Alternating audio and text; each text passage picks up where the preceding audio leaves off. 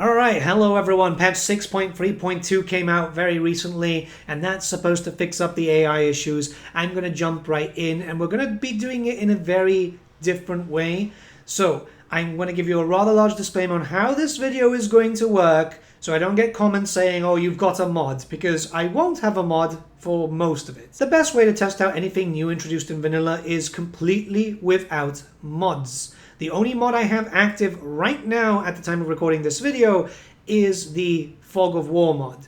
But even then, that can skew it. It's kind of like how an issue has been popping up lately with multiplayer players not realizing that yes, your mod, even though you're not using that specific map, can also affect the vanilla gameplay. So what I'm going to be doing here is I'm going to be starting a fresh new campaign on normal, that's the most balanced format by Creative Assembly standard, and obviously taking off anything like the AI bonuses for minor factions. What we have to look towards here is the leading factions, those that with playable characters. I will be starting the fresh campaign without any mods, going straight into it, saving at different intervals like turn 5, turn 10, and so on and so forth, making 2 saves at those intervals, one for the mod and then one for without the mod, just to make sure that no results are skewed, then closing the game, restarting the game with the mod on, loading up that fresh save, turning off the Fog of War, and then after anything's done, I won't save again. I will Alt F4 the game, so nothing has been changed, nothing has been saved. And I'm going to be using Kazrak for this, just staying perfectly still. I've tested it for a few different factions, but the thing is that faction potential comes into effect too. So if you're too close, some factions might be a bit more active, other ones from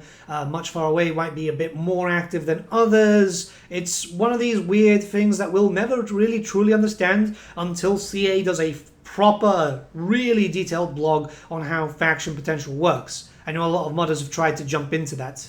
But with that being said, let's get started. There was a lot of exposition here. So turn 11 is going to be the first place that we stop, because usually this is when we start seeing the most movement for most factions before some start to slow down. Generally, at this point, you're not going to be seeing big strides, but you can already see that the Tomb Kings have started moving, Khalida and Cetra more than anyone else, whereas Arkan is kind of in the back, but you're going to be fighting against Rapans very early on. The Lizardmen are moving also, which is good, with Gorok surprisingly pushing out quite heavily. Katep, not so much, but I don't imagine the Katep will last a long time. Remember that every time that you start a fresh new campaign, the game will always be different. You won't see the same factions moving over and over, but I did test around with different factions just to see more or less what was going on. Skarbrand, for some reason, doing amazingly well right now. Turn 21 now, and the Tomb King factions are suffering, but this is kind of expected because how it works with certain dogpiling stuff, right? Khalida is naturally going to get dogpiled on by Forek, and eventually Krokgar, and Krokgar's doing fairly decently right now, so it's not too bad. Cetra is suffering because it looks like Manfred has turned his attention to him, but yeah, we do see a little bit of a push, which is good. Most of the Southlands is going to be an issue. Tic-Tac-Toe is gone, but then again, the momentum that Wurzag has generally right now is really, really strong. We do see that the minor factions are still up and running, like the minor Lizardman faction is working with Teclis a little bit. Arkan's also kind of screwed, but that's because you've got nothing but really shit units at the beginning, and you do have knights coming at you.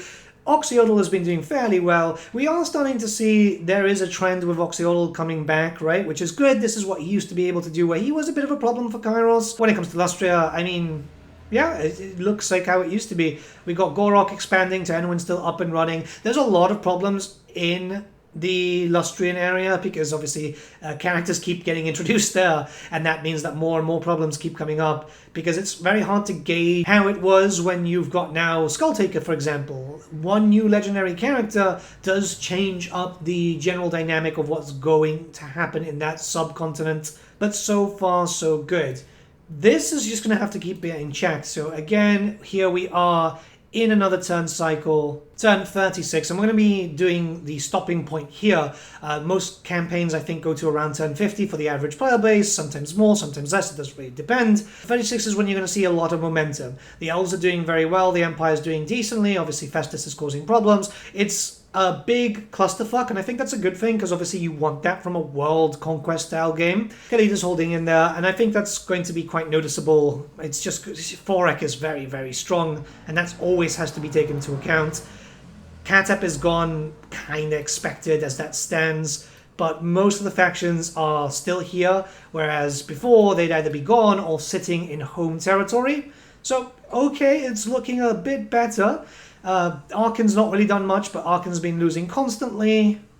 Wurzag is getting a lot of push though. Wurzag is doing very, very well. This doesn't fix all the issues with the game, but it does fix so far a major issue. And even then, results can be skewed. So I would advise that if you're going to be checking this out, go for a fresh new campaign. I know Creative Assembly have said that, yeah, you can just use your normal one and it'll take a few turns for them to reactivate.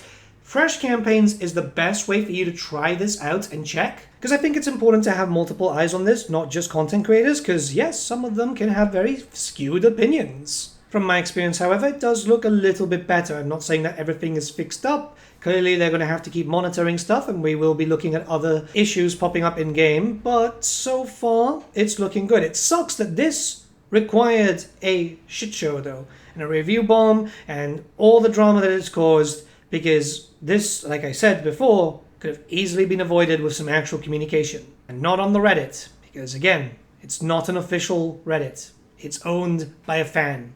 There might need to be a rebalance of potential at some point. Again, we need a proper, actual deep dive into potential, because as you can see in Lustria, there is a lot of problems there with Rakarth taking over quite a lot, obviously Gorok losing out there, but Gorok did take a decent amount of territory because he did take out the Headhunter's jungle, where normally he wouldn't do that with the prior patch before the AI fix. So yeah, things are moving along. It's definitely showing some sign of improvement. There needs to be some other fixes coming in. Obviously, the Warriors of Chaos are having issues. They're not really giving settlements to the vassals, and they're just taking every settlement possible. That's something that has been a clear issue since Champions of Chaos, and has been getting worse and worse as time has progressed.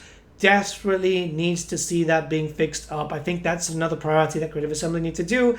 The Chaos Dwarfs seem fine though. It looks like they are moving a lot. We are seeing heroes being recruited and so on. Now, whether or not they're going to be recruiting later game units, that's going to have to be seen. Creative Assembly did put out a blog saying that, yeah, that's being noticed now. So far, so good. I do feel like this is going to require a few patches just to fully finish everything up, which is a bit of a shame. It shouldn't have gotten to this. I know some people have been asking, well, where are the Beastmen fixes and so on? Give that time. The Beastmen one, obviously the priority at the moment, because the Beastmen have always been kind of a bit of a joke. Not saying that it doesn't need to be improved, but the Tomb Kings and the Lizardmen were far larger contenders. The Beastmen would automatically just respawn after time, so they would always be in game. There is all hands on deck. It's very obvious they're trying to get this fixed as fast as possible, given the fact that at this point we've seen nothing for Tides of Torment. No, I'm not saying the DLC needs to be announced soon, but they did say it was going to be at the end of October. Usually there's a 2-week marketing spot for that. I don't think it's going to happen now. There's still time, but I think they need to focus on the patches first. And we do know, obviously, that Games Workshop have delayed their Creative Assembly interview for Warhammer Plus. This is something that was announced and likely recorded prior to the shit show, by the way, because Games Workshop stuff is usually done well in advance. I can speak from experience there. So yeah, they probably wanted to avoid that shit show, and Creative Assembly didn't want any bad press going, oh, look, they're likely doing a fluff up video, which is more than likely what was going to be that interview to celebrate, Total War Warhammer being 10 years or whatever, right? So yeah, we're going to have to wait and see. Let me know what you guys think about the AI changes in the comments below. I will be going through your comments a good 6 hours to a full day after this video goes live, because I want to just get you guys' feedback and just start funneling back to CA. I think that's the most important thing. If you're noticing fixes, if you're noticing improvements, say it. If you're not, just say, look, this is where I'm seeing issues and so on.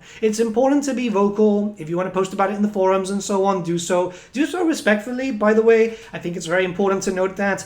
Last thing we need is people going, fuck you and stuff like that. The most important way to get feedback thrown is not throwing insults and actually talking about the issues. I love this game. I don't want Sega to take it out back and shoot it, but I also want it to be working condition for everyone, which I think is very important. I'm going to play a bit more on my own time, and yeah, have a great day, everyone. I'll see you all again very, very soon.